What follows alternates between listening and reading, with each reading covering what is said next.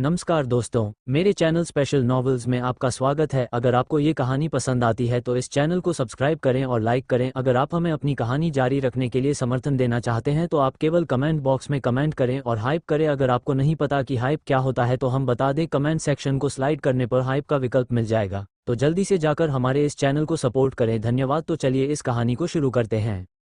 Episode 651। कोई मुसीबत नहीं, कोई तकलीफ नहीं। प्रताप राठौर, जोरावर सूर्यवंशी, चेतन चोपड़ा, हरीश गुप्ता और महेश माथुर आ चुके थे। साथ ही पांचों महान परिवारों के बड़े बेटे आर्यन राठौर, जैद सूर्यवंशी, चिंटू चोपड़ा, ऋतिक गुप्ता और मोंटी माथुर भी आए थे। लोगों का एक समूह लग्जरी कार्स में दरवाजे तक पहुंचा, जिससे भीड़ में काफी हलचल मच गई। ये लोग कौन हैं? ऐसा लगता है कि हर एक का पृष्ठभूमि बहुत बड़ा है।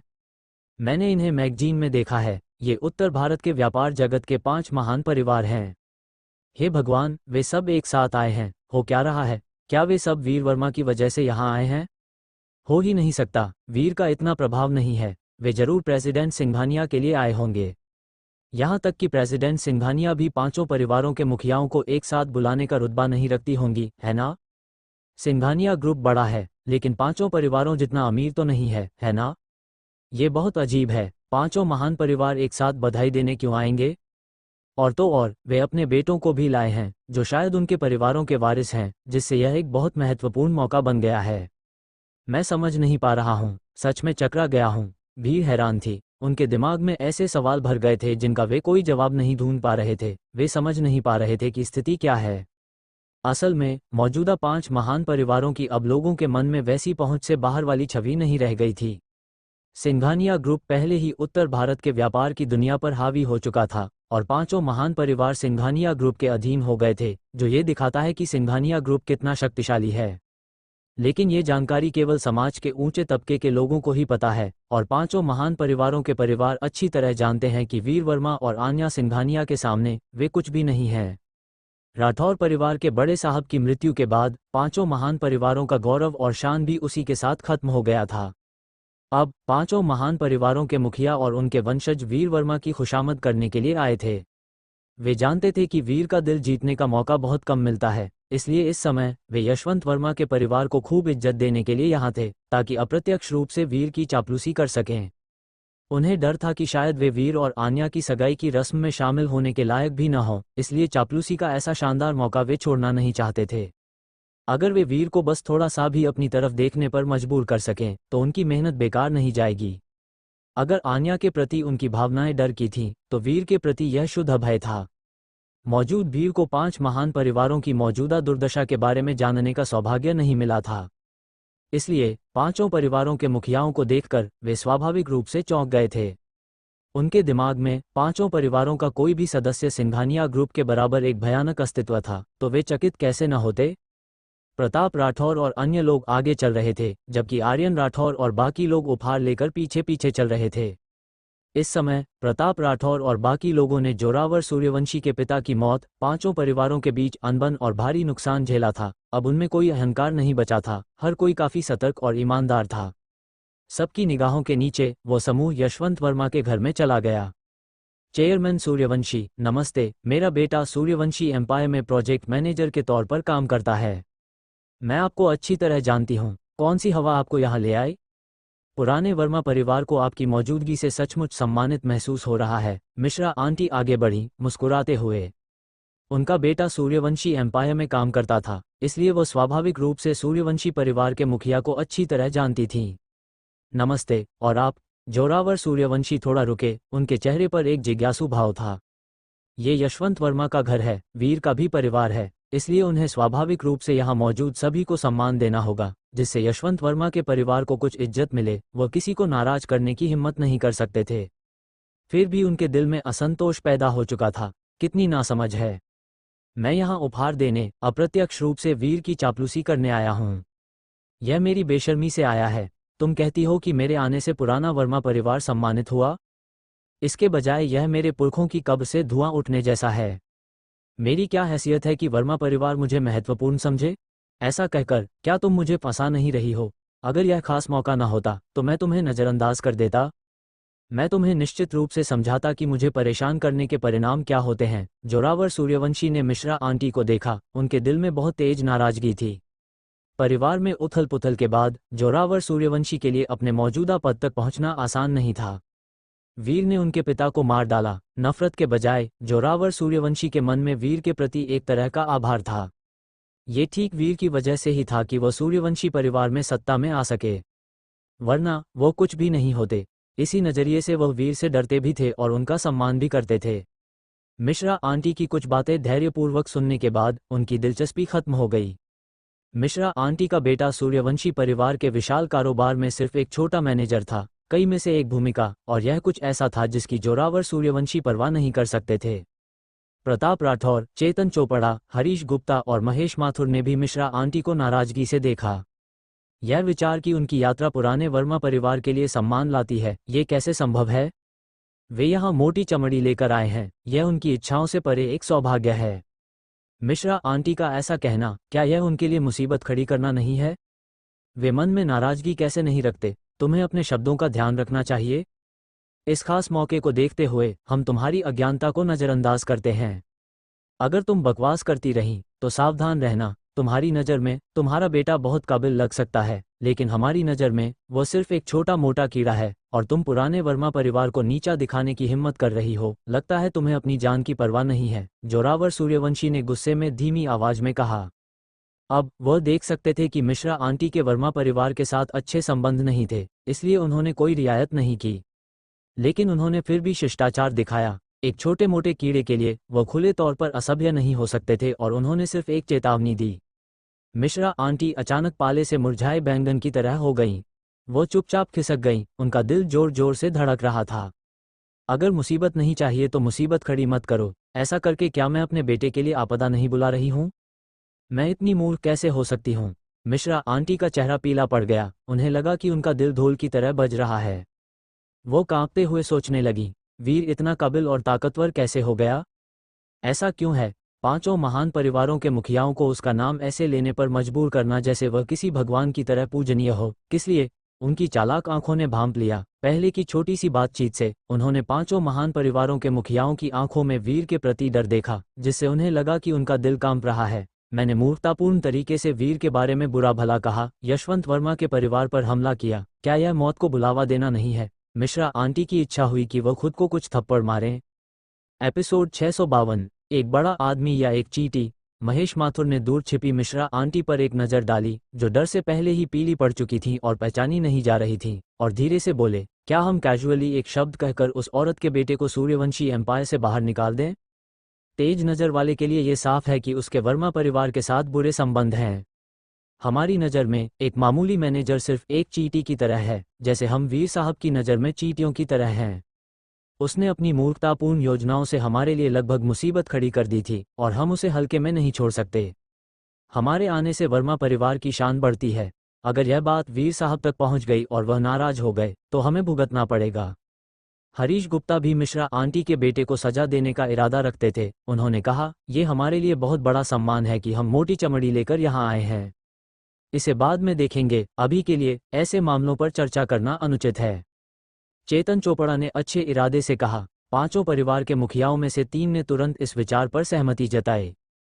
प्रताप भाई, आपको क्या लगता है कि क्या किया जाना चाहिए? जोरावर सूर्यवंशी ने देखा कि प्रताप राठौर ने कुछ नहीं कहा था और विचारमग्न लग रहे थे, इसलिए उन्होंने पूछा। सूर्यवंशी परिवार के नए मुखिया के रूप में, खासकर जब वीर साहब से जुड़े मुद्दे हों, तो वह गलतियों से बचने और अपने लिए एक रास्ता खुला रखने के लिए अधिक राय सुनने को तैयार थे। अगर चीजें गलत हो गई तो बुरा होगा, हमें बिना सोचे समझे सजा नहीं देनी चाहिए। प्रताप राठौर ने लंबे समय तक झिझकने के बाद यह फैसला सुनाया। क्यों? जोरावर सूर्यवंशी ने विनम्रता से पूछा। सीधे शब्दों में कहें तो क्योंकि वह बूढ़ी औरत वर्मा परिवार की पड़ोसी या दोस्त है, और सिर्फ इसी वजह से हम लापरवाही से काम नहीं कर सकते। किसी को सजा देने का हमारा लक्ष्य सिर्फ वीर वर्मा को खुश करना है, लेकिन सभी को यह नहीं भूलना चाहिए कि वर्मा परिवार के साथ अच्छे संबंध न रखने वाली पड़ोसी होने पर भी हमारे पास इसे मनमाने ढंग से संभालने की क्या योग्यता है। हमें पड़ोस के संबंधों के बारे में बहुत ज़्यादा जानने की ज़रूरत नहीं है, लेकिन बस इतना समझें, जब भी खुशामद करने की कोशिश करें तो गलत कदमों के परिणामों के बारे में सोचें। हम कोई उपलब्धि हासिल करने की कोशिश नहीं करते, लेकिन ये सुनिश्चित करना चाहिए कि कोई गलती ना हो। जब वीर साहब से जुड़े मामलों की बात आती है तो हमें एक साफ दिमाग बनाए रखना चाहिए और हर कीमत पर केवल चापलूसी करने के बारे में नहीं सोचना चाहिए। अगर हम वीर साहब या वर्मा परिवार के किसी और से पूछें कि उस बूढ़ी औरत को सजा देनी है या नहीं, तो हम ये बात कैसे उठा सकते हैं? सभी मेहमानों के सामने हम क्या कहेंगे? क्या इससे वर्मा परिवार अजीब स्थिति में नहीं पड़ जाएगा? प्रताप राठौर की बातों ने दूसरों को गहरी सोच में डाल दिया। इतना छोटा सा मुद्दा उन्हें इतना सोचने पर मजबूर कर गया, सिर्फ इसलिए क्योंकि इसमें वीर वर्मा शामिल थे। प्रताप भाई सही कह रहे हैं, ये हमारी नासमझी थी। हाँ, भले ही वो वर्मा परिवार के साथ अच्छे संबंध न रखने वाली पड़ोसी हो, हमारे पास इसे कैजुअली संभालने का क्या अधिकार है? चेतन चोपड़ा और अन्य लोग प्रताप राठौर के तर्क से सहमत थे। मिश्रा आंटी के मामले से कोई भी प्रताप राठौर और अन्य लोगों का वीर वर्मा के प्रति अत्यधिक भय देख सकता है।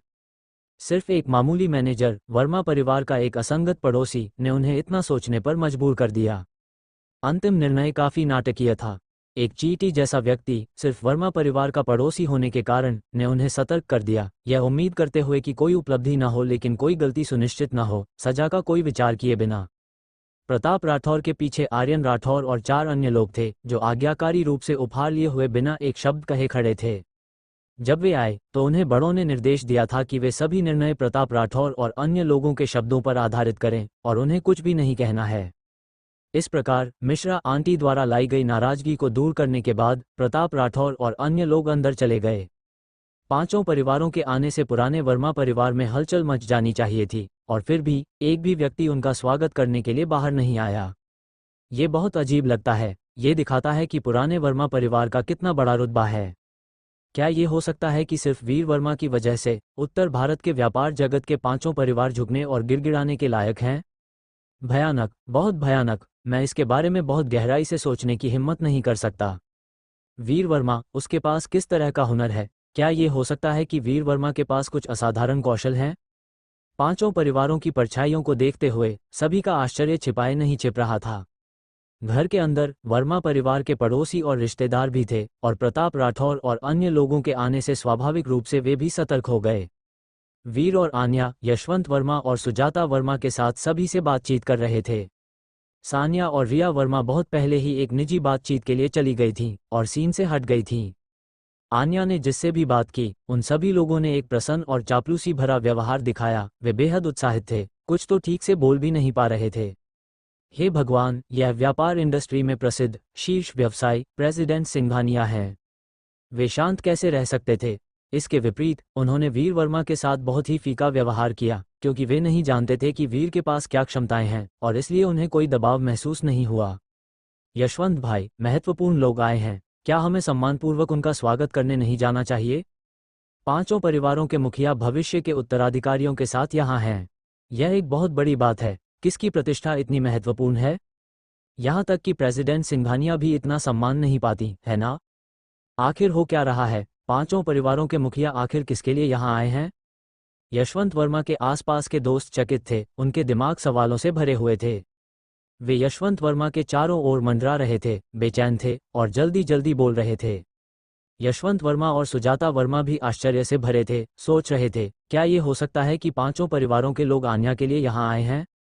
वरना इतने बड़े लोग एक विनम्र निवास पर आने के लिए खुद को कैसे झुका सकते हैं? दंपति ने वीर और आन्या की ओर देखा, जो जिज्ञासा से भरे थे।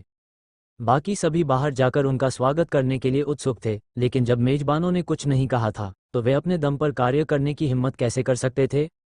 उन्हें उत्सुकता से बैठना पड़ा। यशवंत भाई, सुजाता बहन, जल्दी करो, नहीं क्या? महत्वपूर्ण लोग आए हैं, क्या आप चौंक गए हैं? अगर शिष्टाचार खो गया तो यह अच्छा नहीं होगा। कई लोगों ने मन ही मन आग्रह किया, अंकल, आंटी, उन पर ध्यान मत दो। वीर ने यशवंत वर्मा और सुजाता वर्मा को देखकर शांति से कहा। पांचों परिवारों के मामले में आन्या ने कोई राय व्यक्त नहीं की। उसने सब कुछ संभालने के लिए वीर पर भरोसा किया। ये कैसे हो सकता है? जब महत्वपूर्ण मेहमान आते हैं तो सम्मान के साथ उनका स्वागत न करने का कोई कारण नहीं है। यशवंत वर्मा ने कहा, आन्या, तुम्हें क्या लगता है कि क्या किया जाना चाहिए? सुजाता वर्मा ने आन्या पर ध्यान केंद्रित किया। दंपति को बस यह विश्वास नहीं हो रहा था कि पांचों परिवार वीर की वजह से आए थे। आन्या के लिए आना ज्यादा प्रशंसनीय था। इस प्रकार दंपति अभी भी बहुत घबराए हुए थे और थोड़ा अनिश्चित थे कि स्थिति को कैसे संभालें। एपिसोड 653 उपहार देकर चापलूसी करना। पांचों महान परिवारों के मुखियाओं के आगमन ने यशवंत वर्मा और सुजाता वर्मा को तनाव में डाल दिया और बाकी लोग पहले से ही बेचैन थे। उनकी चिंतित निगाहें यशवंत वर्मा के परिवार पर टिकी थीं, इस उम्मीद में कि मेजबान जल्दी से उनका स्वागत करेंगे। अगर उन्होंने किसी को नाराज कर दिया तो ये बुरा होगा और वे भी इसमें शामिल माने जाएंगे। अगर पांचों महान परिवारों के मुखिया जरा भी नाराज हो गए तो यह उनके लिए विनाशकारी होगा। सभी बेहद चिंतित थे, लेकिन चूंकि मेजबान उदासीन था, इसलिए वे स्वाभाविक रूप से प्रतिष्ठित मेहमानों का स्वागत करने के लिए जल्दबाजी में नहीं जाते, क्योंकि वे इतने महत्वपूर्ण नहीं थे, उनके पास योग्यता नहीं थी। तार्किक रूप से प्रेसिडेंट सिंघानिया का यशवंत वर्मा के परिवार के साथ उनसे मिलने जाना न्यूनतम शिष्टाचार होता। वे पांचों महान परिवारों की स्थिति नहीं जानते थे, न ही वे वीर और आन्या के वर्तमान दर्जे को समझते थे, इसलिए उन्हें यह विचार रखना पड़ा। यशवंत वर्मा और सुजाता वर्मा जल्दबाजी में उनका स्वागत करने के लिए नहीं गए, बल्कि उत्सुकता से आन्या की ओर देखने लगे। दंपति की नज़र में पांचों महान परिवारों के मुखिया निश्चित रूप से आन्या के लिए आ रहे थे। अगर ऐसा है तो आन्या के पद और पहचान को देखते हुए अगर वे बहुत जल्दबाजी करते तो यह उचित नहीं होता। किसने सोचा होगा? आन्या के अगले शब्दों ने दंपति को पूरी तरह से स्तब्ध कर दिया। अंकल, आंटी, फालतू लोगों पर ध्यान मत दीजिए, चाहे कोई भी आए, परवाह मत कीजिए, क्योंकि वे यहाँ वीर की चापलूसी करने आए हैं। आन्या ने मुस्कुराते हुए कहा। सच में? यशवंत वर्मा ने गंभीरता से पूछा। सुजाता वर्मा भी चौंक गईं और समझ नहीं पाई कि क्या कहें। बिल्कुल सच, आन्या ने गंभीरता से जवाब दिया। इसने यशवंत वर्मा दंपति को अवाक कर दिया। वे समझ नहीं पा रहे थे कि वीर के पास इतनी बड़ी शक्ति क्यों है। प्रतिष्ठित 5 महान परिवार, उत्तर भारत पर हावी 5 व्यापार दिग्गज, क्या उन्हें फालतू लोग माना जा सकता है? प्रेसिडेंट सिंघानिया का लहजा अविश्वसनीय रूप से भव्य है, जो नंबर 1 मजबूत महिला होने के योग्य है, लेकिन यहाँ तक कि प्रेसिडेंट सिंघानिया का भी पांचों महान परिवारों के सामने ऐसा रुतबा नहीं है ना? परवाह मत करो कि कौन आता है, ये बयान, ये लहजा भी असाधारण रूप से भव्य है। वीर की चापलूसी। खांसते खांसते मेरा दम घुट गया। वीर के पास ऐसी क्या काबिलियत है कि पांचों महान परिवार उसकी चापलूसी करने लगें? क्या ये संभव है? क्या ये संभव है? कोई मुझे समझा सकता है कि यहाँ क्या रहस्य है? सभी लोग लगभग सदमे से मरने वाले थे, हर कोई भ्रम में बड़बड़ा रहा था। जैसे ही वे बात कर रहे थे, प्रताप राठौर और अन्य लोग पहले ही पास आ चुके थे। वीर साहब, प्रताप राठौर और अन्य लोगों के चेहरे अचानक सतर्क और सम्मानजनक हो गए। वे झुके और हाथ जोड़कर ईमानदारी से वीर को नमस्कार किया, और उनके पीछे आर्यन राठौर जैसे लोग भी वैसे ही थे, जरा भी लापरवाही करने की हिम्मत नहीं कर रहे थे। ये आखिर हो क्या रहा है? व्यापार की दुनिया के शिखर पर खड़े ये लोग इतने विनम्र क्यों हैं? क्या दुनिया पागल हो गई है या मैं पागल हो गया हूँ? अद्भुत, अद्भुत। सभी हैरान थे। वे आखिरकार समझ गए। व्यवस्था देखकर पांचों महान परिवारों के मुखिया वास्तव में वीर की चापलूसी करने आए थे, अन्यथा वे किसी और संभावना के बारे में सोच भी नहीं सकते थे। पांचों ने वीर के प्रति जो सम्मान दिखाया, उससे बहुत कुछ पता चल सकता था। वीर साहब, ये 3 शब्द श्रद्धा से भरे थे, और प्रताप राठौर और अन्य लोगों के सामने इस उपाधि का आनंद लेना वास्तव में असामान्य था। तो एक सरल और स्पष्ट प्रश्न सभी के सामने रखा गया था, वीर के पास किस तरह की प्रतिभा है? यहाँ तक कि यशवंत वर्मा और सुजाता वर्मा भी संदेह से भरे थे। तुम लोग क्यों आए हो? वीर ने प्रताप राठौर और अन्य लोगों पर एक नज़र डाली और शांति से कहा। क्यों आए हो? स्वाभाविक रूप से जश्न मनाने के लिए। इतनी सरल सच्चाई तुम कैसे नहीं जान सकते? ये सभी का पहला विचार था, और फिर वे लगभग सदमे से मरने वाले थे कि वीर प्रताप राठौर और अन्य लोगों से इस तरह बात करे, वह कितना विद्रोही होगा। प्रताप राठौर और अन्य लोग और भी संयमित हो गए, बेहद सतर्क, क्योंकि वीर के शब्दों में कोई स्वागत करने वाला लहजा नहीं था, बल्कि उन्हें अनावश्यक माना गया था। इसने सभी के दिलों की धड़कन फिर से तेज कर दी। वे सहज रूप से विद्रोही वीर की ओर देखने लगे। वीर साहब, हम बिना किसी पूर्व सूचना के आए और घुसपैठ की। अगर हमने कोई अशांति पैदा की है तो हम आपकी क्षमा चाहते हैं। हम जानते हैं, अगर हमें प्रेसिडेंट सिंघानिया के साथ आपकी सगाई की पार्टी में शामिल होना होता तो हम भाग लेने के योग्य नहीं होते, इसलिए हमने आपको बधाई देने के लिए इस अवसर का लाभ उठाया। ये हमारी सच्ची मंशा है, कृपया इसे स्वीकार करें। हमने एक छोटा सा उपहार तैयार किया है, उम्मीद है कि आप बुरा नहीं मानेंगे। प्रताप राठौर और अन्य लोग जितना संभव हो उतना ईमानदार थे, इसे विनम्र शिष्टाचार के रूप में अच्छी तरह से प्रस्तुत कर रहे थे, या स्पष्ट रूप से कहें तो बेशर्मी से अपने उपहार थोप रहे थे। सभी को एक चौंकाने वाला एहसास हुआ। वे समझ गए कि वीर के पास वास्तव में अपार शक्ति है जो पांचों महान परिवारों को अधीन कर सकती है। स्वाभाविक रूप से उनके पास ये जानने की योग्यता नहीं थी कि वीर के पास क्या क्षमताएं हैं, लेकिन उन्होंने गहराई से महसूस किया कि वीर का प्रभाव बहुत बड़ा था, उनकी कल्पना से कहीं ज्यादा। यशवंत वर्मा अब और बर्दाश्त नहीं कर सकते थे कि प्रताप राठौर और अन्य लोग इतने विनम्र हों और वीर लोगों के साथ बातचीत करने में इतना उदासीन हो। उन्हें असहज महसूस हुआ। तुम्हें क्या हुआ है? यशवंत वर्मा ने वीर को घूरकर डांटा। हालांकि मुझे नहीं पता कि तुम्हारे पास क्या काबिलियत है, लेकिन आने वाले मेहमान होते हैं, क्या तुम मेहमानों के साथ ऐसा व्यवहार करते हो? पुरानी कहावत है, मुस्कुराते हुए चेहरे पर कोई हाथ नहीं उठाता। तुम ऐसा व्यवहार कैसे कर सकते हो? वीर ने धैर्यपूर्वक यशवंत वर्मा के शब्द सुने। यशवंत भाई, ये हमारी गलती है जो हमने वीर साहब को परेशान किया। वीर साहब ने हम पर दया दिखाई है और हम आभारी हैं, इसलिए हम बिना बुलाए आए हैं। अगर कोई अशांति हुई है तो हम उम्मीद करते हैं कि आप इसे नज़रअंदाज कर देंगे। प्रताप राठौर ने यशवंत वर्मा के प्रति सम्मानजनक भाषा का उपयोग करते हुए कहा।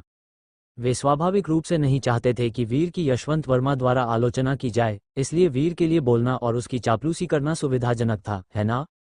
तुम्हारे बीच जो भी मनमुटाव है, मैं जानना नहीं चाहता और न ही मुझे जानने में कोई दिलचस्पी है, लेकिन आज एक खुशी का दिन है, इसलिए चलो अप्रिय मामलों पर चर्चा न करें।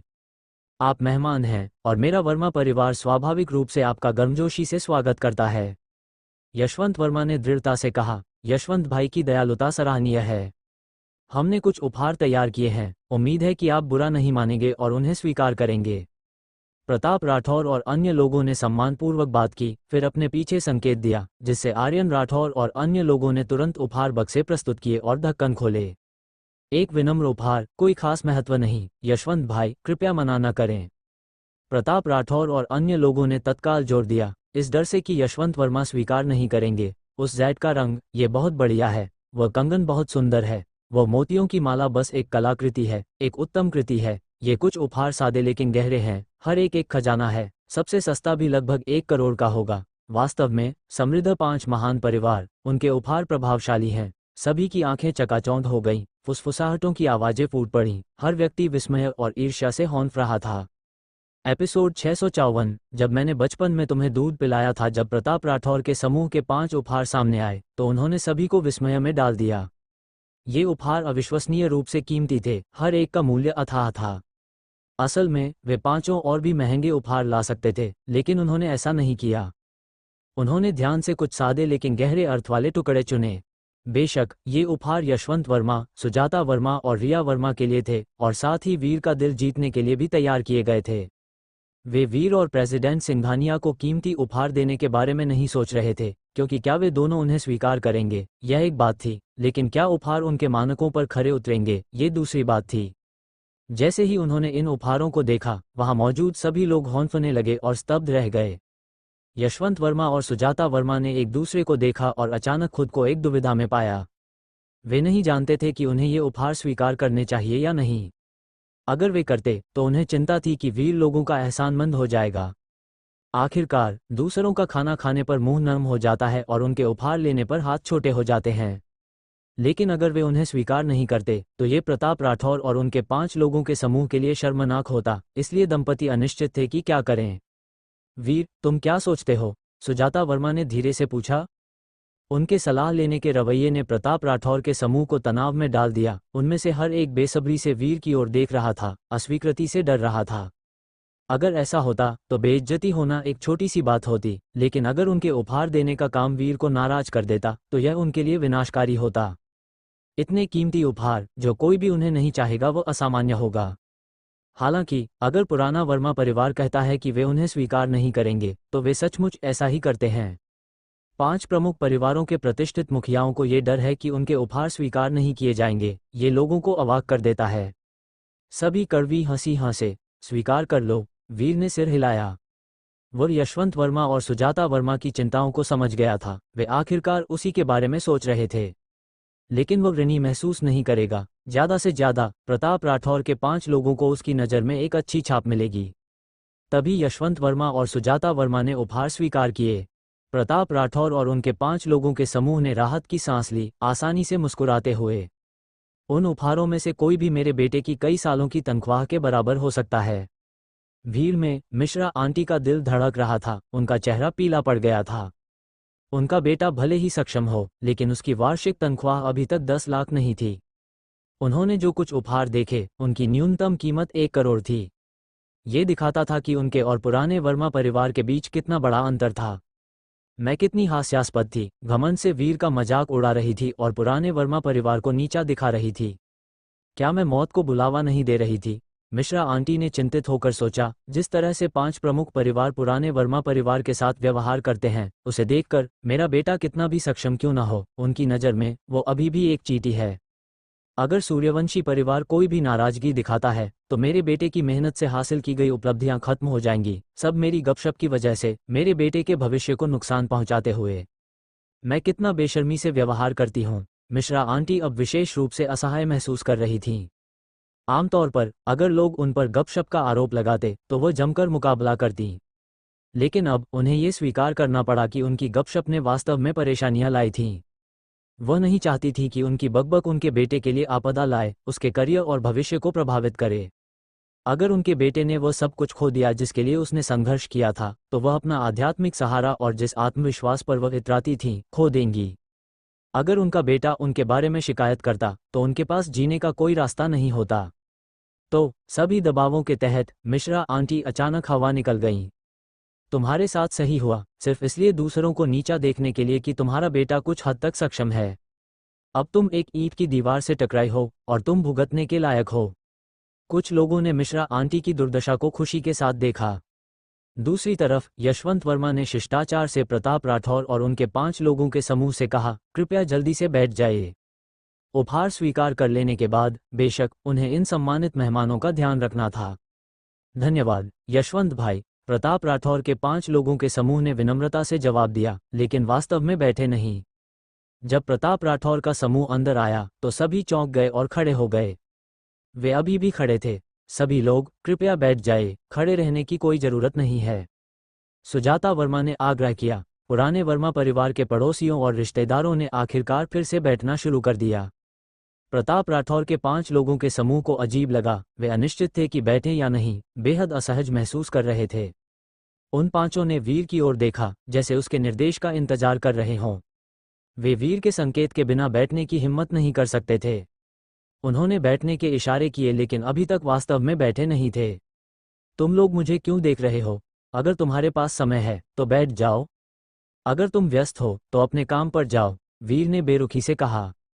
हमारे पास समय है, हमारे पास समय है, 5 ने जल्दी से जवाब दिया, फिर खुशी से बैठ गए। जब से वीर ने ऐसा कहा, स्वाभाविक रूप से वे प्रसन्न थे। कम से कम इसका मतलब था कि वीर उनके प्रति शत्रुतापूर्ण नहीं था, जो एक बहुत बड़ी राहत थी। तो वे खुश क्यों नहीं होते? ये लड़का, जिस तरह से वो बोलता है, वो इतना कैसे हो सकता है? सुजाता वर्मा कड़वी हंसी हंसे बिना नहीं रह सकी। वीर के प्रताप राठौर के 5 लोगों के समूह के प्रति रवैये का वर्णन करने के लिए कोई शब्द नहीं ढूंढ पा रही थीं। ठीक से बोलो, इतना रूखा क्यों हो? यशवंत वर्मा ने डांटा। हाँ हाँ, वीर ने आज्ञाकारी रूप से सहमति जताई। वीर के बगल में खड़ी आन्या अपनी खिलखिलाहट नहीं रोक सकी और चिढ़ाया, आज तुम्हें अंकल से काफी डांट पड़ी। तुम इतने अच्छे लड़के हो, सचमुच आज्ञाकारी, है ना? मुझे होना ही पड़ेगा। वीर ने बेचारगी से मुस्कुराया। मिश्रा आंटी की तरफ काफी देर तक सोचने और संघर्ष करने के बाद वह आखिरकार यशवंत वर्मा के परिवार के पास आई। शर्मिंदगी के भाव से अपना सिर झुकाया और कहा, यशवंत भाई, सुजाता बहन, मैंने पहले अपने शब्दों का ध्यान नहीं रखा और आपको नाराज कर दिया। मुझे उम्मीद है कि आप उदार होंगे और मुझसे कोई द्वेष नहीं रखेंगे। उन्हें व्यक्तिगत रूप से आकर माफी मांगनी ही पड़ी, वरना उन्हें अंतहीन परेशानियों का सामना करना पड़ता। वो ये बात गहराई से समझती थी। बेइज्जती होना एक छोटी सी बात थी। अगर वो हठपूर्वक अपने गौरव पर अड़ी रहती तो इसके गंभीर परिणाम होते। मिश्रा आंटी, मैं तुम्हारे साथ अपने शब्द बर्बाद नहीं करना चाहती। सोचो कि तुमने अभी क्या कहा, उन शब्दों में से कौन से शब्द इंसानी थे? सुजाता वर्मा ने गुस्से में कहा। अभी अभी मिश्रा आंटी के वीर, पुराने वर्मा परिवार और वीर की मंगेतर के बारे में शब्द बहुत अप्रिय थे। अब मिश्रा आंटी को परिणाम का एहसास हुआ और वह डर गई, इसलिए उन्हें झुकना पड़ा और माफी मांगनी पड़ी। चीजें इतनी सरल नहीं थीं। सुजाता वर्मा बहुत गुस्से में थीं। यशवंत वर्मा भी बहुत नाराज थे। यशवंत भाई, सुजाता बहन, शांत हो जाओ। ये सब मेरी गलती है। आज जैसे खास मौके पर, वरना मैं तुम्हारे सामने खुद को थप्पड़ मारने को भी तैयार हूँ। जब तक कि इससे तुम्हारा गुस्सा शांत हो जाए, मैं कुछ भी करने को तैयार हूँ। मिश्रा आंटी बेताब थीं। फिर वह वीर की ओर मुड़ी, विनती करते हुए, वीर, क्या तुम मुझे अभी भी पहचानते हो? मैं तुम्हारी मिश्रा आंटी हूँ। मैंने तुम्हें बचपन में गोद में लिया था और तुम्हें दूध पिलाया था। मैंने गपशप की और तुम्हारे बारे में बहुत सी बुरी बातें कहीं। मुझे पता है कि मैं गलत थी। कृपया पुराने वर्मा परिवार के साथ लंबे समय से चले आ रहे पड़ोसी के रिश्ते को देखते हुए मुझसे बहुत ज़्यादा नाराज मत होना, ठीक है? एपिसोड 655, दर्द से सुधरकर नई शुरुआत करना। मिश्रा आंटी की मिन्नतें वीर के कानों पर नहीं पड़ीं। अगर मिश्रा आंटी की गपशप ने यशवंत वर्मा और सुजाता वर्मा को परेशान किया था, तो यह उसकी कोई चिंता नहीं थी। मिश्रा आंटी को कुछ मुश्किलों का सामना करने देना शायद यशवंत वर्मा और उनकी पत्नी के लिए अपना गुस्सा निकालने का एक अच्छा तरीका हो सकता है। यशवंत वर्मा और सुजाता वर्मा वास्तव में बहुत गुस्से में थे।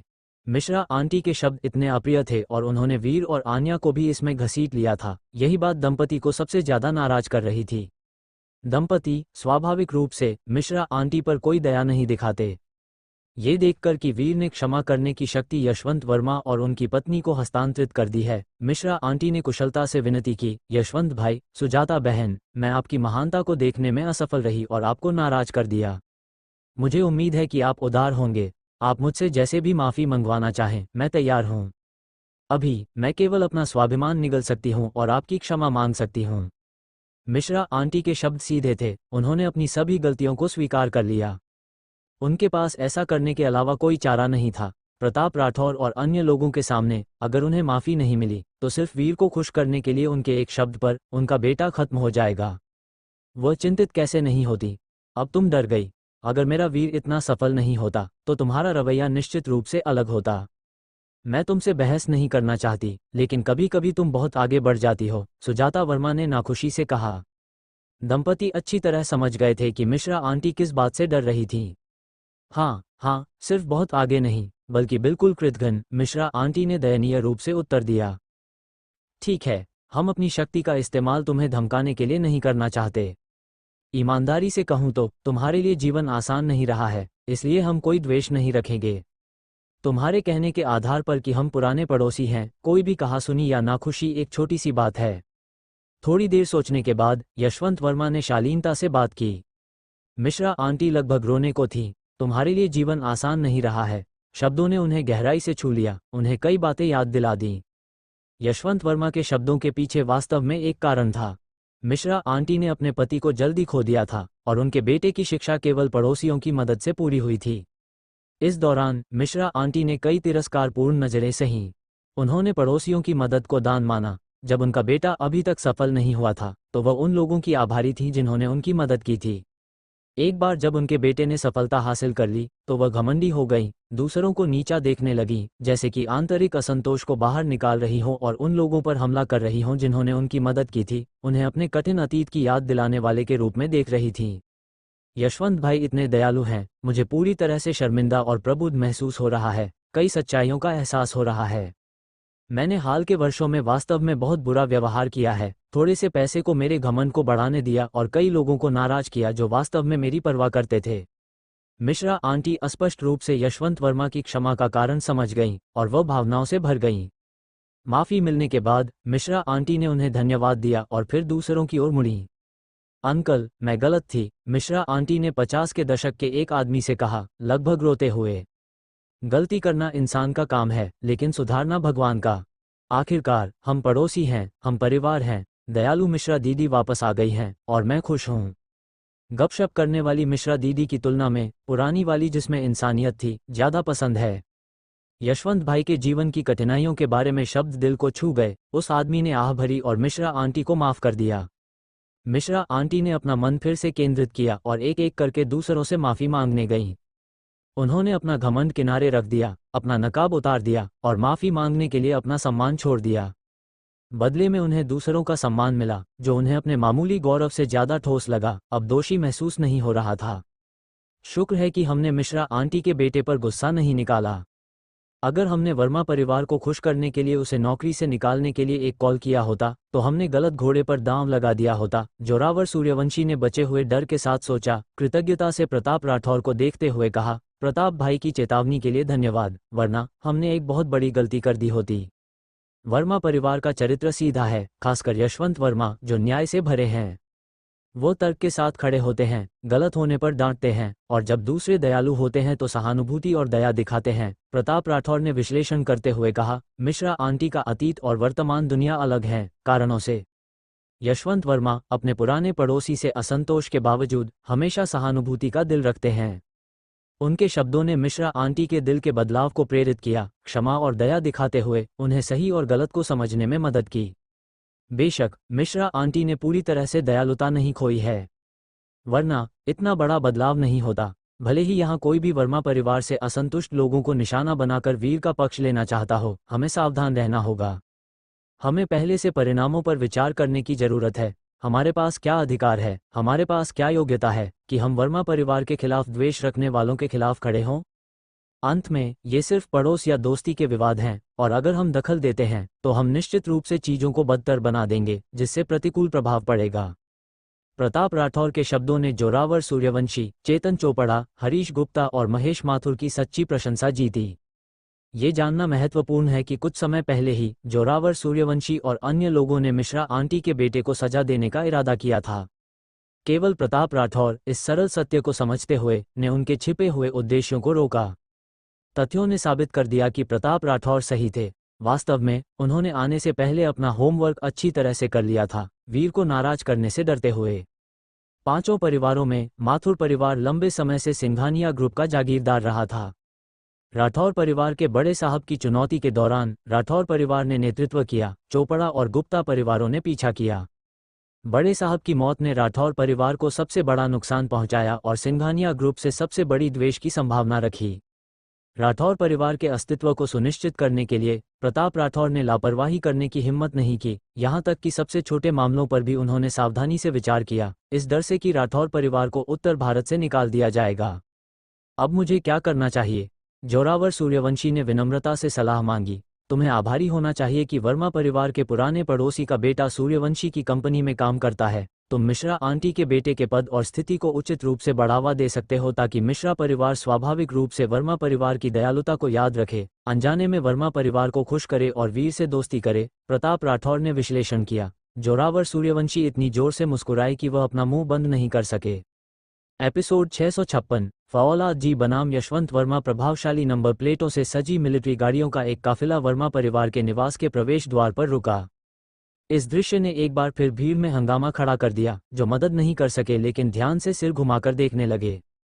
फौलाद जी आखिरकार आ गए थे। आज आखिर हो क्या रहा है? क्या सूरज पश्चिम से उगा है?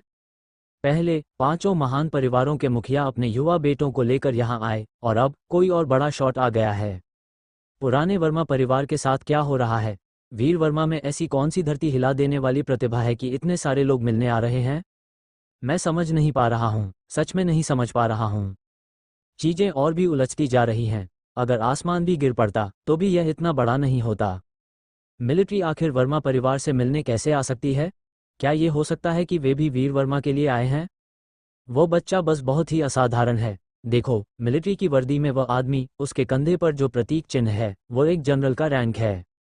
हे भगवान, यह अद्भुत है। इतना ऊंचा और पहुंच से बाहर का व्यक्ति, जिसे आप शायद ही कभी देखते हैं, वर्मा परिवार में आया है। और तो और, वह जनरल भी सबसे प्रभावशाली नहीं है। उस बूढ़े आदमी को देखो, यहाँ तक कि वह जनरल भी अत्यंत सम्मान के साथ व्यवहार करता है, भाव और कर्म दोनों में बेहद विनम्र। आखिर वो बूढ़ा आदमी कौन है? इतना भयानक अस्तित्व, ये बहुत अजीब है। मैं दुनिया में भूतों के होने पर विश्वास करना पसंद करूंगा बजाय इसके कि जो हम देख रहे हैं वो सच है। भीड़ सदमे में थी, बेहद हैरान। हर एक के मन में आश्चर्यजनक विचार आ रहे थे। उन्होंने अपने दिमाग पर जोर डाला, फिर भी वे यह नहीं समझ पाए कि ये दृश्य उनके सामने क्यों घट रहा है। वीर वर्मा, वीर वर्मा, वीर वर्मा। क्या इस बच्चे के पास संभवतः स्वर्ग तक पहुंचने की क्षमताएं हैं? वरना इतने सारे बड़े शॉट व्यक्तिगत रूप से क्यों आते? इस समूह की तुलना में पांचों महान परिवार पूरी तरह से एक अलग स्तर पर हैं। वे वीर वर्मा का नाम दोहराते रहे, अवाक रह गए। बिना ज्यादा सोचे यह निर्विवाद है कि पांचों महान परिवारों के मुखिया और यह वर्तमान समूह दोनों वीर वर्मा के लिए आए हैं। एकमात्र संदेह यह है कि वीर वर्मा के पास किस तरह के कौशल और क्षमताएं हैं। फौलाद जी सबसे आगे, मिलिट्री वर्दी में जनरल दयाल और कैप्टन विक्रम दोनों तरफ, और उनके पीछे प्रकाश, अर्जुन खन्ना, शालिनी और चारुलता। इस समूह की उपस्थिति ने सभी को पूरी तरह से चकित कर दिया। भीड़ पहले ही चौंक चुकी थी। कई लोगों की चौकस निगाहों के बीच वे वर्मा परिवार के निवास के गेट में दाखिल हुए। यशवंत वर्मा घबराहट में जल्दी से आगे बढ़े। यह नहीं पूछा कि फौलाद जी क्यों आए हैं और नहीं इस बात की परवाह की कि वीर के पास क्या कौशल हो सकते हैं कि ये लोग खुद को मिलने के लिए नीचे झुकाएं। वो उनका स्वागत करने के लिए उत्सुक थे। पुराने वर्मा परिवार के पूर्वज वे लोग थे जिन्होंने जमीनें जीती थीं और स्वाभाविक रूप से उनकी नसों में जोशीला खून बहता था। ऐसे प्रभावशाली और अच्छी तरह से जुड़े व्यक्तियों को आते देख यशवंत वर्मा वास्तव में अपने उत्साह को नियंत्रित नहीं कर सके। आप यहाँ कैसे? यशवंत वर्मा ने फौलाद जी और उनके समूह को रोका, बड़े भाव से बोलते हुए, आपका हमारे विनम्र निवास पर आना एक बहुत बड़ा सम्मान है, जीवन भर का आशीर्वाद है। आपके यहाँ आने का क्या उद्देश्य है, मुझे बताने में संकोच न करें। अगर कोई जगह है जहाँ वीर मदद कर सकता है तो उसे इस्तेमाल करने में संकोच न करें। अगर नहीं तो मैं आपकी मदद करूंगा, लेकिन इतना बड़ा तमाशा करना बहुत औपचारिक है। इस विशाल दुनिया में कभी कोई ऐसा नहीं हुआ जो इतने ऊंचे व्यवहार का आनंद ले सके।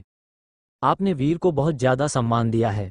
यशवंत वर्मा अपने सामने इन लोगों को नहीं पहचान सके, नहीं समझ सके कि वे वीर में क्या उद्देश्य या मूल्य तलाश रहे थे, लेकिन वह यह अनुमान लगा सकते थे कि यह सब वीर के लिए ही था। इसमें कोई विवाद नहीं था। उन्होंने पूरी जिम्मेदारी ली, और जब उन्हें वीर के प्रति इन लोगों के उद्देश्य का एहसास हुआ तो उन्होंने दो बार भी नहीं सोचा या वीर के रुख पर विचार नहीं किया। इसके बजाय सीधे वीर को पेश कर दिया जैसे वह उनके हाथ में एक तलवार हो, फौलाद जी और अन्य लोगों के लिए जैसे चाहें वैसे इस्तेमाल करने के लिए तैयार। वो संहारक है, अंडरवर्ल्ड का एक मिथक और किंवदंती, नौकर नहीं, कोई ऐसा नहीं जिसे हम लापरवाही से आदेश दे सकें। केवल एक रिश्तेदार के रूप में आपकी विशेष स्थिति ही आपको उसके सामने इस तरह बात करने की अनुमति देती है, वरना यह असंभव होता। हम कितने भी बड़े क्यों न हों, उसके लिए यह निश्चित रूप से महत्वहीन है। हम वीर को बढ़ा चढ़ाकर नहीं बता रहे हैं, बल्कि हम बस उसे कम आंकने के योग्य नहीं हैं। चलिए आपकी प्रतिष्ठा बढ़ाने की बात नहीं करते। अगर हम संहारक द्वारा निकाले जाने से बच जाएं, तो हम पहले ही धन्यवाद में अगरबत्ती जला चुके होंगे। यशवंत वर्मा के शब्दों ने फौलाद जी और अन्य लोगों को द्रवित कर दिया। उनके दिलों में जटिल भावनाएं थीं। एक ही चीज जिससे वे ईर्ष्या करते थे वह थी संहारक के साथ ऐसी बातचीत करना। ये बहुत अच्छा होता। नमस्ते, ये देखते हुए कि आप वीर साहब के रिश्तेदार हैं, हालांकि मैं आपसे कभी नहीं मिला, मैं आपके बारे में बहुत कुछ जानता हूँ। फौलाद जी ने यशवंत वर्मा से हाथ मिलाने के लिए संपर्क किया, मुस्कुराते हुए कहा, हम यहाँ सिर्फ वीर साहब को नमस्कार करने और परिचित होने के लिए आए हैं। घुसपैठ के लिए क्षमा करें और कृपया इसे बुरा न मानें। ये शब्द कहाँ से आ रहे हैं? यशवंत वर्मा एहसान से थोड़ा अभिभूत थे। इसमें कुछ भी घुसपैठ जैसा नहीं है, आप बहुत विनम्र हैं। अचानक यशवंत वर्मा को कुछ याद आया। चिल्लाते हुए, आप उस छोटे बच्चे को वीर साहब कैसे कह सकते हैं? यह नहीं चलेगा, आप उसे गलत बुला रहे हैं। वो सिर्फ एक बच्चा है, वह आपके द्वारा सर कहे जाने का सम्मान कैसे पा सकता है? यशवंत वर्मा ये बर्दाश्त नहीं कर सकते थे कि इतने बड़े लोग वीर के प्रति इतने विनम्र और सम्मानजनक हों। यह उनके लिए बिल्कुल अस्वीकार्य था। वो इसके हकदार हैं, निश्चित रूप से इसके हकदार हैं। फौलाद जी ने एक कड़वी मुस्कान दबाई, थोड़ी मुश्किल से बोलते हुए। वो खुद को यशवंत वर्मा को अच्छी तरह समझने पर गर्व करते थे, फिर भी वह भी अब थोड़ा बेचैन थे। पांचों महान परिवारों के मुखियाओं का वीर को वीर साहब कहना यशवंत वर्मा को परेशान नहीं करता था क्योंकि वे व्यवसायी थे। हालांकि फौलाद जी और उनका समूह अलग थे क्योंकि वे कुछ स्पष्ट का प्रतिनिधित्व करते थे। वो कैसे ध्यान नहीं देते? ये यशवंत वर्मा काफी मनोरंजक हैं, हमेशा हमारे दृष्टिकोण पर विचार करते हुए, संहारक को एक छोटे बच्चे के रूप में संदर्भित करते हुए, जो संहारक के प्रति हमारे सम्मान को भी दर्शाता है, जो ऐसी प्रतिक्रिया लाता है। ऐसा लगता है कि हमें सावधान रहने की जरूरत है ताकि यशवंत वर्मा वीर को हमारे लिए किसी सौदे या सहयोग का निष्कर्ष निकालने के लिए मजबूर न करें। यह अच्छा नहीं होगा। हम संहारक के साथ एक ईमानदार साझेदारी चाहते हैं और किसी भी जबरदस्ती या अनुनय शर्तों से बचना चाहते हैं। जनरल दयाल ने विचार किया। हमें यशवंत वर्मा के आसपास घूमना चाहिए और बहुत गहराई में नहीं जाना चाहिए, वरना ये परेशानी मोल लेना होगा। ये बहुत अच्छा है कि यशवंत वर्मा हमारी मदद करते हैं, लेकिन अगर वीर यशवंत वर्मा के लिए दबाव में हमारी से भी सहमत हो जाते हैं तो एक बार यह खत्म हो जाने के बाद हमारे पास अन्य मामलों पर चर्चा करने के लिए वीर के पास जाने का कोई चेहरा नहीं होगा। ये सीधे संहारक को नाराज करेगा और यह एक बड़ी वर्जना है। कैप्टन विक्रम के भी अपने गहरे विचार थे। अयोग्य, निश्चित रूप से आपके सम्मानजनक संबोधन के अयोग्य। यशवंत वर्मा फौलाद जी के सम्मान के शब्दों के खिलाफ दृढ़ता से थे। एपिसोड 657। प्यारे जिद्दी अंकल फौलाद जी ने कैप्टन विक्रम, जनरल दयाल, शालिनी, चारुलता, अर्जुन खन्ना और प्रकाश का नेतृत्व किया और इसका एक कारण था। कैप्टन विक्रम की ताकत और पहचान यहाँ भी वीर वर्मा के प्रति सम्मान दिखाती थी। जनरल दयाल का उद्देश्य अपनी वेशभूषा से उनके समूह की विशिष्टता को उजागर करना था। जहां तक शालिनी और अन्य टीम की बात है, उनमें से केवल 3 ही संहारक की पहचान जानते थे और चारुलता इस रहस्य से अनजान थी। हालांकि फौलाद जी का चारुलता को लाना वास्तव में नेक इरादे से था, क्योंकि चारुलता का संहारक के खिलाफ गहरा द्वेष था। यदि कोई गहराई से खुदाई करे तो भारत में संहारक द्वारा निष्पादित एक निश्चित मिशन में चारुलता वास्तव में पीड़ित थी। कोई नहीं जानता कि वीर वर्मा और चारुलता के बीच ये द्वेष शांति से हल हो सकता है या नहीं। हमें देखना होगा कि विवरण जानने के बाद चारुलता क्या करती है। कम से कम अभी के लिए फौलाद जी का जानबूझकर वीर वर्मा और चारुलता के बीच संबंध को गहरा करना भी भविष्य के लिए है। उम्मीद है कि चारुलता चीजों को समझ सकती है और वीर वर्मा के दुश्मन बनने के रास्ते पर नहीं चलेगी। फौलाद जी नहीं चाहते कि चारुलता कोई चरम रास्ता अपनाए। हालांकि अगर कोई अप्रत्याशित घटना होती है तो चारुलता का वीर वर्मा के सामने खुद को कम आंकना ज्यादा परेशानी पैदा करने के लिए बर्बाद नहीं होगा। सबसे बुरे मामले में अगर चारुलता वीर वर्मा से निपटने के लिए सभी साधनों का सहारा लेती है तो स्थिति नियंत्रण से बाहर हो सकती है। फौलाद जी को सभी संभावित स्थितियों पर विचार करना होगा, अचानक बदलावों से डरते हुए। संघर्षों को कम करने और वीर वर्मा के साथ दुश्मनी को खत्म करने के लिए फौलाद जी ने अपने दिमाग पर जोर दिया, सावधानी से काम करते हुए। शालिनी और प्रकाश दोनों विशेष मिशनों पर गुप्त रूप से वीर वर्मा के पक्ष में घुसपैठ कर चुके थे जब उसकी पहचान संदेह में थी। ये पता लगाने के लिए कि वीर वर्मा संहारक है या नहीं, सभी प्रयास किए। अब वे सादे दृष्टि में उजागर होने वाले हैं। चूंकि फौलाद जी ने सीधे वीर वर्मा का सामना करने का फैसला किया, इसलिए वह अब और नहीं छिपेंगे बल्कि अपने सभी तुरुप के पत्ते खोल देंगे, जो ईमानदारी का एक कार्य है, अपने खुले विचारों वाले इरादों को दिखाने के लिए। यह अपरिहार्य है। फौलाद जी और उनके समूह के आगमन ने वहां मौजूद सभी को स्तब्ध और विस्मित कर दिया। ये लोग सभी बड़े शॉट हैं, निश्चित रूप से हर एक दूसरे से ज्यादा डरावना है। वर्मा परिवार के पड़ोसियों और दोस्तों ने आश्चर्यचकित किया। वीर वर्मा के पास असाधारण क्षमताएं होनी चाहिए ताकि ऐसे बड़े शॉट आकर्षित हों। मिश्रा आंटी चकित थीं। हम अभी भी वीर वर्मा के असली मूल्य और उनके दिलों में उसका क्या महत्व है, ये जानने के योग्य नहीं है। 5 प्रमुख परिवारों के नेता चौंक गए। वे अंदर की कहानी के बारे में अधिक जानते थे और अगर वे भी इस तरह बात करते तो ये कहने की जरूरत नहीं है कि दूसरों का आश्चर्य कितना होगा। विडंबना यह है कि फौलाद जी के वीर वर्मा के प्रति बातचीत के बीच विनम्र रवैये ने यशवंत वर्मा को असहनीय बना दिया। यशवंत वर्मा की ईमानदारी ने फौलाद जी और अन्य लोगों को एक मुश्किल स्थिति में डाल दिया। उन्होंने यशवंत वर्मा की योग्यता का लाभ उठाकर वीर वर्मा के साथ कुछ भी चर्चा करने की हिम्मत नहीं की। फौलाद जी के वीर साहब के संबोधन के संबंध में एक बहस छिड़ गई कि क्या वीर वर्मा वास्तव में इस उपाधि को धारण कर सकते हैं। उन्हें वीर साहब कहना दिल से है, ईमानदारी से, वो सबसे योग्य हैं। इस पर और चर्चा करने की कोई जरूरत नहीं है। ठीक है, फौलाद जी ने धैर्यपूर्वक धीरे धीरे कहा।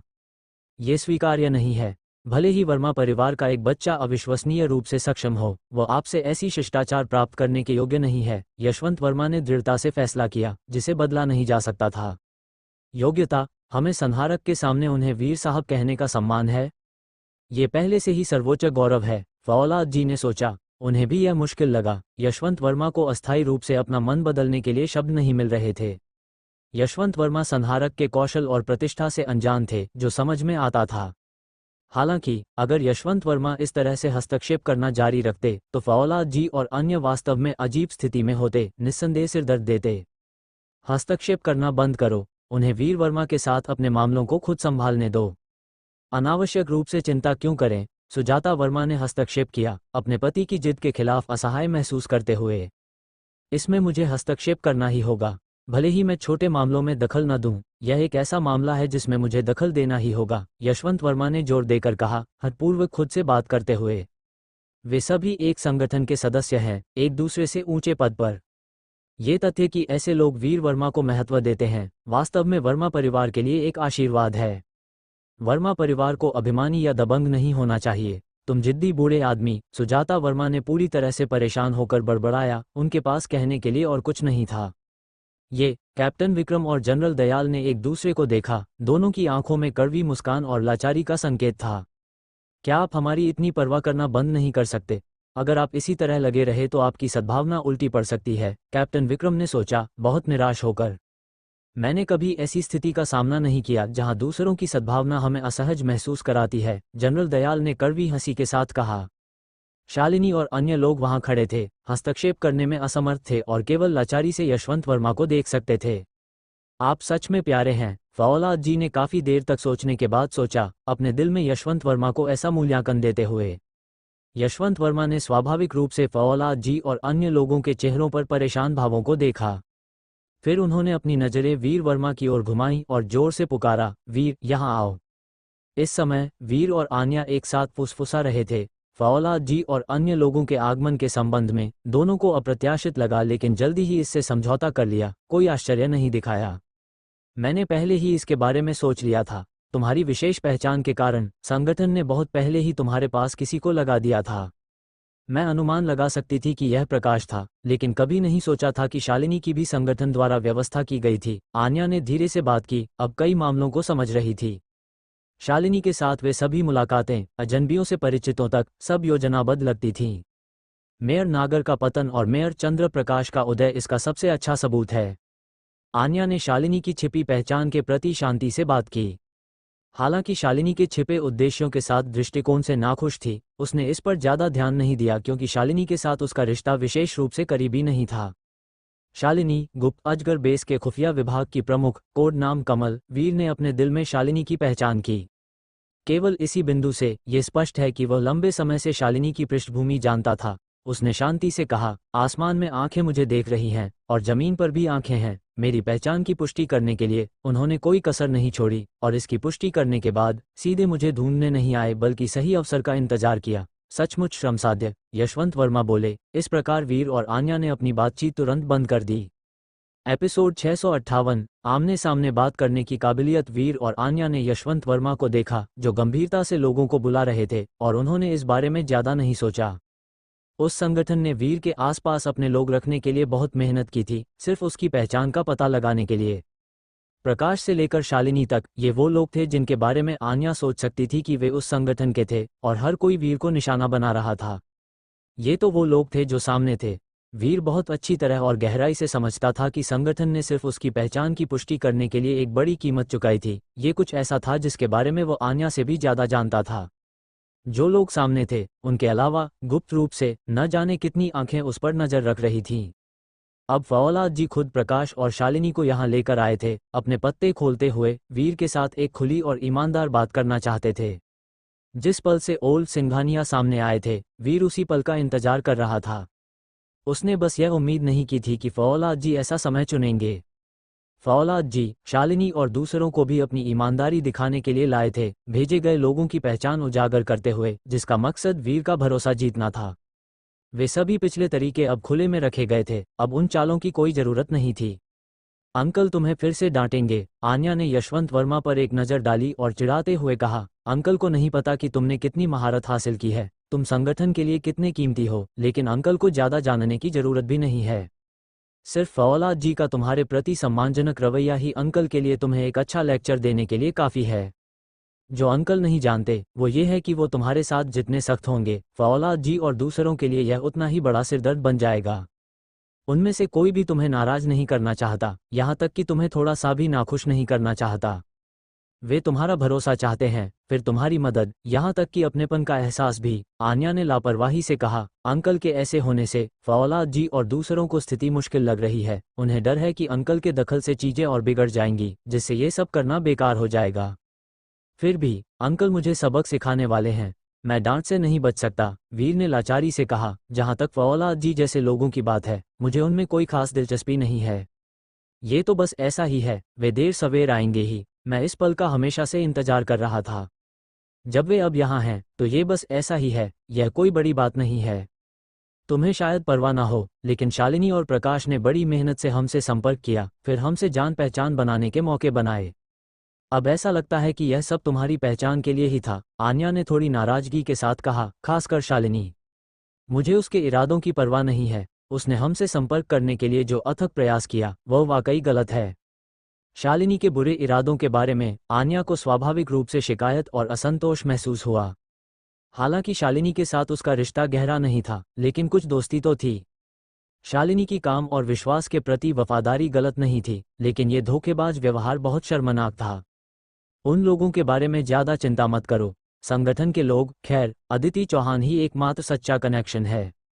दूसरे लोग शुरू से ही हमसे संपर्क करने की बहुत कोशिश कर रहे हैं, इसलिए ऐसे लोगों पर परेशान होना बेकार है, वीर ने दिलेरी से कहा।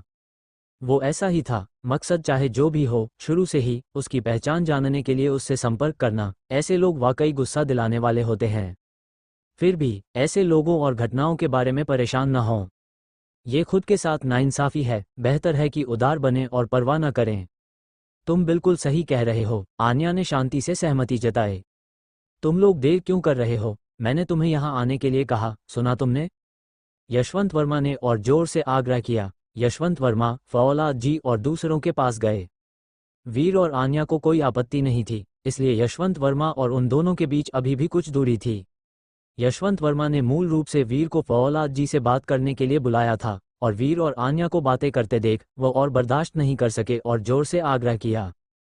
वीर और आन्या ने एक दूसरे को देखकर मुस्कुराया, मासूमियत भरे भाव दिखाए और फिर यशवंत वर्मा की ओर चल दिए। क्या तुमने पहले मेरी बात नहीं सुनी? इतनी देर, ये कैसा व्यवहार है? यशवंत वर्मा ने सख्ती से कहा। आन्या के वीर के बगल में होने के कारण उन्होंने खुद को बहुत रोका, कुछ ज्यादा कठोर नहीं कहा। वीर लाचारी से मुस्कुराया, कुछ नहीं कहा। आन्या भी वैसी ही थी। मैं तुम्हारी कीमत शायद न समझूं, जिसके लिए ये बड़े लोग मिलने आए हैं, लेकिन मैं तुम्हें बता सकता हूँ, मेरे सामने ज्यादा अकड़ मत दिखाना, जितनी हो सके उनकी मदद करना। ये तुम्हारी किस्मत और फायदा है, यशवंत वर्मा ने वीर से गंभीरता से कहा।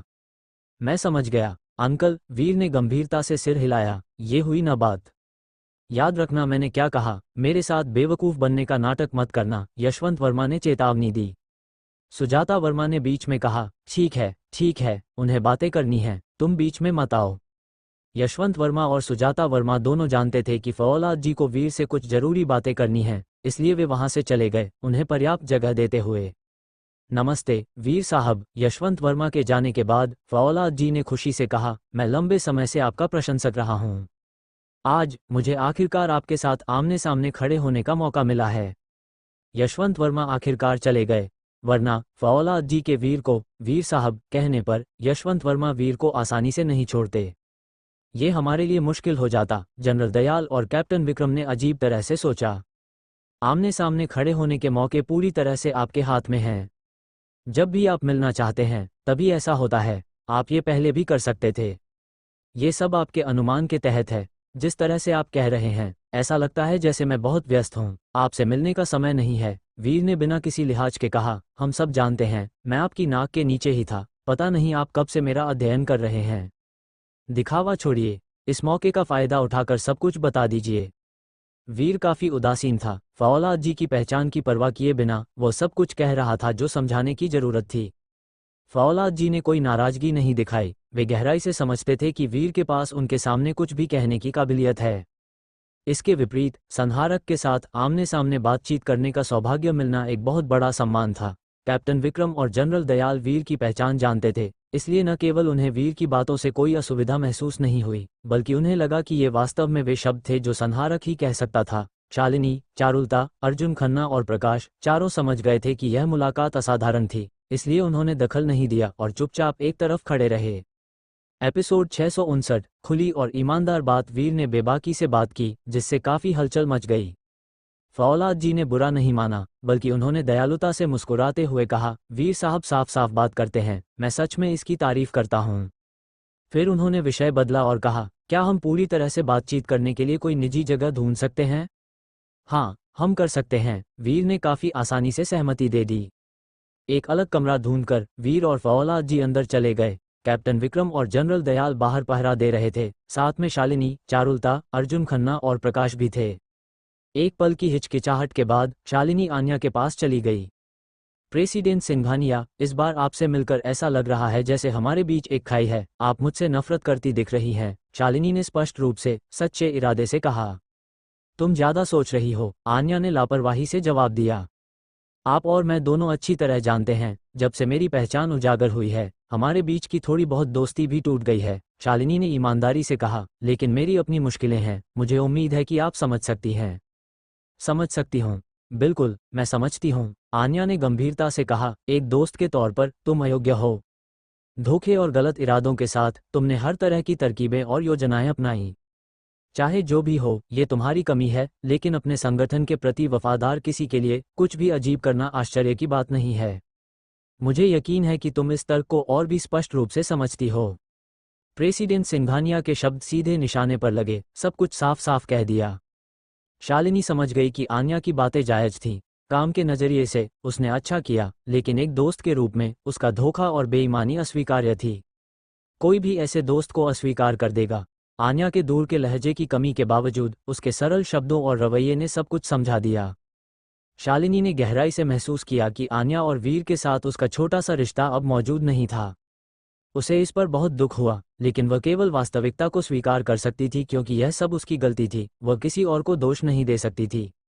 वह इस दोस्ती को खोना नहीं चाहती थी, लेकिन वह जानती थी कि वह अब वीर और आन्या की दोस्ती के लायक नहीं थी। शालिनी चुप हो गई और आन्या से एक और शब्द नहीं कहा। कमरे के अंदर अपना मकसद और इरादा एक ही बार में बता दो, हिचकिचाओ और सतर्क मत रहो, वीर ने सीधे मुद्दे पर आते हुए कहा। वीर साहब बहुत सीधे हैं, मैं भी विनम्र नहीं रहूंगा, फौलाद जी ने गंभीरता से कहा। सच कहूं तो आपकी क्षमताएं और योग्यताएं कई गुटों के लिए चिंता का विषय हैं, लेकिन आपको आकर्षित करने के लिए भी महत्वपूर्ण है।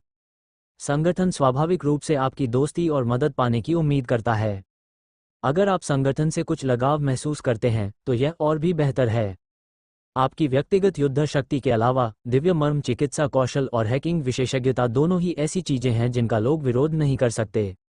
यदि संभव हो तो संगठन स्वाभाविक रूप से आपसे और अधिक मूल्य प्राप्त करने की उम्मीद करता है। ये लालच नहीं है, बल्कि आपकी असाधारण क्षमताओं के कारण है जो कई परिणामों को निर्धारित कर सकती हैं।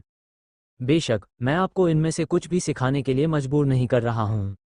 हैकिंग कौशल प्रशिक्षुओं को सिखाया जा सकता है, लेकिन दिव्य मर्म चिकित्सा का अनूठा कौशल शायद इतनी आसानी से नहीं सीखा जा सकता, खासकर अगर कोई मानव क्षमता को बढ़ाना चाहता है। आपके अलावा दूसरे शायद इस काम को पूरा नहीं कर सकते। मैं आपको हमारा प्रशिक्षक बनने के लिए आमंत्रित करना चाहता हूं, ताकि आप प्रशिक्षित करने के लिए विशिष्ट प्रतिभाओं का एक बैच चुनें। अगर आप सिखाने को तैयार हैं, तो हम तब तक लोगों को ढूंढेंगे जब तक आप प्रशिक्षु लेने के लिए संतुष्ट न हो जाएं। अगर आपका ऐसा कोई इरादा नहीं है, तो हम आपके फैसले का सम्मान करेंगे और आपसे कुछ भी नहीं मांगेंगे। हालांकि मुझे इस बात पर जोर देना होगा कि आप प्रशिक्षक की भूमिका निभाएं। एक बार जब आप इस पर सहमत हो जाते हैं, तो आप जो भी शर्तें प्रस्तावित करेंगे, मैं उन्हें पूरा करने की पूरी कोशिश करूंगा। फौलाद जी ने पूरी ताकत लगा दी। वीर का समर्थन पाने के लिए वह किसी भी हद तक जाने को तैयार थे। उन्होंने खुलकर बात की, बिना किसी छिपे एजेंडे के, पूरी ईमानदारी से अपनी सभी योजनाएं बताईं। वीर ने प्रस्ताव को खारिज करने में जल्दबाजी नहीं की, इसके बजाय उसने ध्यान से सोचा। फौलाद जी का अनुरोध सीधा था, बस एक प्रशिक्षक बनना। ये कहना झूठ था कि उसकी अन्य क्षमताओं में कोई दिलचस्पी नहीं थी। अधिक बातचीत से दोस्ती गहरी हो सकती है, जिससे और संभावनाएं पैदा हो सकती हैं। फौलाद जी के शब्दों ने दीर्घकालिक विचारों का संकेत दिया। फौलाद जी के इरादों को नजरअंदाज करते हुए वीर को भी संगठन की शक्ति की जरूरत थी। मौजूदा स्थिति को देखते हुए उन दोनों को एक दूसरे की जरूरत थी, जिससे बातचीत आसान हो गई। वीर लापरवाही से काम कर सकता था, लेकिन उसके परिवार, विशेषकर यशवंत वर्मा को पूरी सुरक्षा की जरूरत थी। वह लगातार अपने रिश्तेदारों की रक्षा नहीं कर सकता था, इसलिए उसे केंद्रित सुरक्षा के लिए फौलाद जी के लोगों की जरूरत थी। इन विचारों के साथ वीर के पास फौलाद जी के साथ चर्चा और बातचीत करने के लिए विषय थे। आज आप और आपके लोग शान से आए, मुझे सम्मान दिया और मेरे अंकल के परिवार के लिए गौरव लाए। आपके इरादे चाहे जो भी हों, मैं स्वाभाविक रूप से आपका एक एहसानमंद हूं। मैं प्रशिक्षक बनने के लिए सहमत हूं, हालांकि आपको पहले एक शर्त माननी होगी। वीर ने सावधानीपूर्वक विचार के बाद सोच समझकर प्रस्ताव रखा। सिर्फ एक शर्त नहीं, 10,000 शर्तें भी, जब तक मैं उन्हें पूरा कर सकता हूं, मैं सहमत हो जाऊंगा, फौलाद जी ने जल्दबाजी में कहा। उन्होंने कभी उम्मीद नहीं की थी कि वीर इतनी आसानी से प्रशिक्षक बनने के लिए सहमत हो जाएगा। इसने उन्हें आश्चर्यचकित कर दिया। उन्होंने आगे जोर दिया, आपके प्रशिक्षक बनने से बाकी सब कुछ बातचीत के योग्य है। शर्त क्या है, बस मुझे बताएं। मैं चाहता हूं कि आप मेरे अंकल के 3 लोगों के परिवार की सुरक्षा सुनिश्चित करें, वीर ने कहा। कोई बात नहीं, बिल्कुल कोई बात नहीं। निश्चित रूप से उच्चतम स्तर की गुप्त सुरक्षा होगी। मैं वादा करने और आपको विश्वास दिलाने की हिम्मत करता हूं कि जब तक मैं मर नहीं जाता, आपके अंकल के परिवार को कोई समस्या नहीं होगी। अगर कुछ होता है तो मुझे जवाबदेह ठहराएं। इस मामले के अलावा मैं आपके सामने आपको विश्वास दिलाता हूं, संगठन के भीतर भी मैं आपकी पहचान को छिपाने की पूरी कोशिश करूंगा। संगठन के कनेक्शन और संसाधन आपके वश में हो सकते हैं। जहां भी जरूरत होगी मैं आपको सुचारू पहुंच के लिए हरी झंडी दूंगा। आपके सामने आने वाले खतरे हमारे भी खतरे होंगे। अब से सिर्फ आपके प्रशिक्षक पद के साथ आपको उच्च प्रतिष्ठा मिलेगी और कई लोगों की प्रशंसा और सम्मान अर्जित करेंगे। फौलाद जी खुश थे। वीर द्वारा प्रस्तावित सभी कल्पनीय शर्तों पर सहमत हो गए। केवल अगर वीर प्रशिक्षक बन सकता है तो ऐसी कोई शर्त नहीं थी जिसे वह मान न सके, क्योंकि यह प्रशिक्षक का पद बहुत महत्वपूर्ण था। वीर की मुख्य चिंता यशवंत वर्मा के परिवार की सुरक्षा थी। अपने प्रियजनों की पूर्ण सुरक्षा के लिए उसने समझौता किया और फौलाद जी के साथ एक समझौते पर पहुंचा जिसमें उसे कोई समस्या नहीं दिखी। जहां तक फौलाद जी द्वारा वादा की गई अन्य शर्तों का सवाल है, वीर उदासीन था। एपिसोड 660, तुम्हारे बच्चे ने नाम रोशन कर दिया। फौलाद जी स्वाभाविक रूप से काफी खुश थे। वीर इतनी आसानी से प्रशिक्षक का पद संभालने के लिए राजी हो गया, जिससे चीजें बहुत ज्यादा परफेक्ट हो गईं।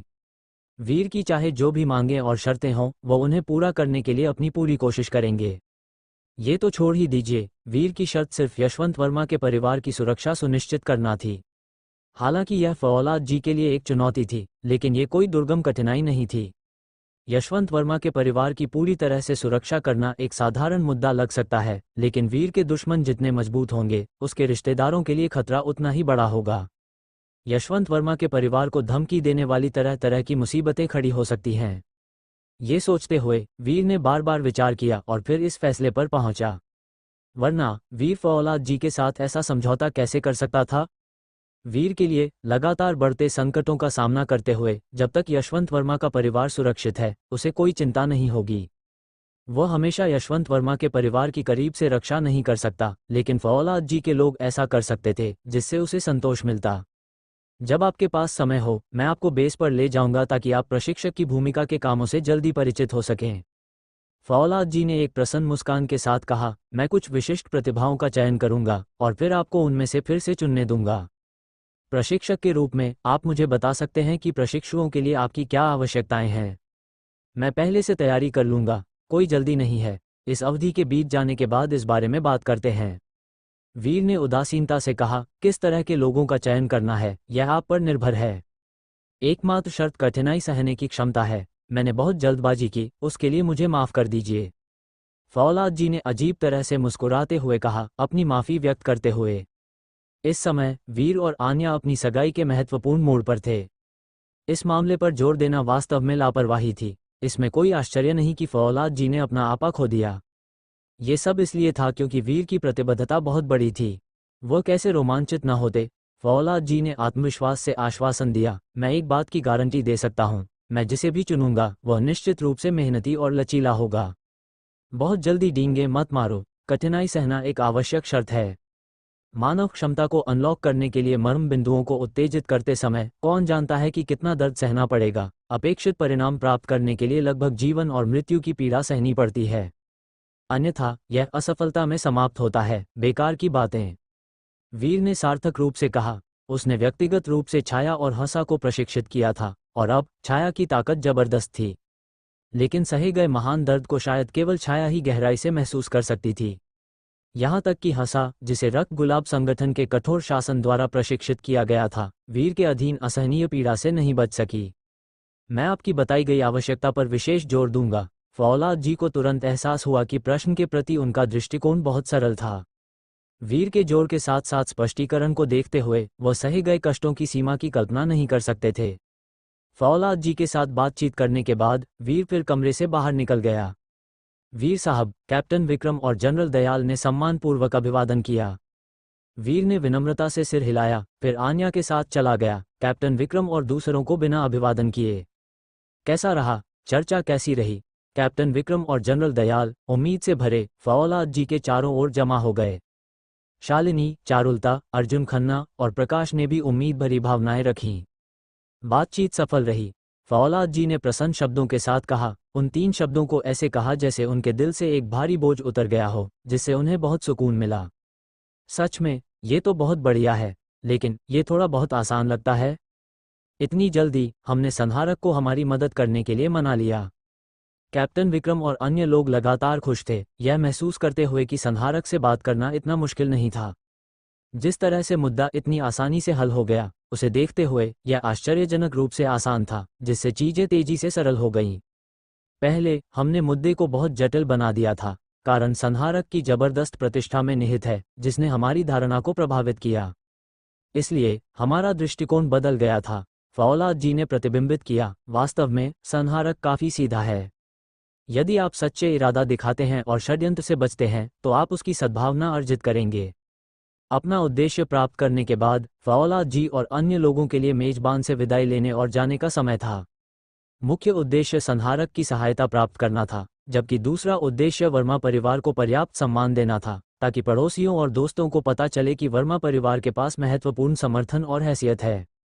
फौलाद जी ने विदाई कहने के लिए यशवंत वर्मा से संपर्क किया। हमने काफी समय तक दखल दिया। हम अब और परेशान नहीं करेंगे, मौका मिलने पर फिर से आएंगे। ऐसा है क्या? तो मैं आपको नहीं रोकूंगा। यशवंत वर्मा उन्हें रोकना चाहते थे, लेकिन सोचा कि फौलाद जी और अन्य लोगों की उपस्थिति में दूसरे लोग सहज महसूस नहीं कर पाएंगे, इसलिए विचार छोड़ दिया। ये फौलाद जी और अन्य लोग अच्छी तरह समझते थे, जो उनके जाने के कारणों में से एक था। वास्तव में उनकी दुर्जेय पहचान और उत्पत्ति ने भीड़ के लिए दबाव महसूस न करना असंभव बना दिया। कृपया रुकिए, हमें विदा करने की जरूरत नहीं है, फौलाद जी ने विनम्रता से कहा। ऐसा कैसे हो सकता है? आपका वर्मा परिवार के दरवाजे पर कदम रखना हमारी अपार खुशकिस्मती है। मैं आपको विदा कैसे नहीं कर सकता? ये बुनियादी शिष्टाचार है, मुझे ये करना ही होगा, यशवंत वर्मा ने जोर दिया। वो फौलाद जी की विनम्रता से खुश महसूस कर रहे थे। इस प्रकार यशवंत वर्मा के साथ फौलाद जी और अन्य लोग घर से चले गए। उन्हें कार में विदा करने के बाद ही यशवंत वर्मा ने अपने कदम वापस मोड़े। एक चौड़ी मुस्कान उनके चेहरे पर सजी थी। यशवंत भाई, आपके बच्चे ने सच में नाम रोशन कर दिया है। इतने महत्वपूर्ण लोग भी मिलने आए, सच में प्रभावशाली है। यशवंत भाई, क्या आपने ध्यान नहीं दिया? वे बड़े लोग आपके बच्चे से काफी डरते हुए लग रहे थे। यशवंत भाई, क्या मैं एक एहसान मांग सकता हूँ? आप जानते हैं, मेरा बच्चा एक सरकारी कर्मचारी है जिसके कोई कनेक्शन या नेटवर्क नहीं है। हाल ही में उसे एक दूरस्थ स्थान पर स्थानांतरित कर दिया गया है। क्या आप मेरे बच्चे को ड्यूटी के लिए एक बेहतर स्थान पर स्थानांतरित करने का अनुरोध करने में मेरी मदद कर सकते हैं? आप जानते हैं, मेरा बच्चा वास्तव में सक्षम है। मैं पक्षपात नहीं बल्कि उचित व्यवहार चाहता हूँ। वर्मा परिवार के पड़ोसी और दोस्त उत्सुकता से यशवंत वर्मा के चारों ओर जमा हो गए। हम पर इतना भरोसा करने के लिए आप सभी का धन्यवाद। मेरा बच्चा चाहे जो भी मुकाम हासिल करे, अगर कभी जरूरत पड़े तो बेझिझक पूछें। जब तक ये कानूनी है, मैं सहायता करूंगा, यशवंत वर्मा ने दिलेरी से कहा। वह भीतर से एक गहरी खुशी की भावना बिखेर रहे थे, और वह एक प्राणपोषक गर्व था जो भीतर गहराई से निहित था, उचित मान्यता प्राप्त करने से उपजा था।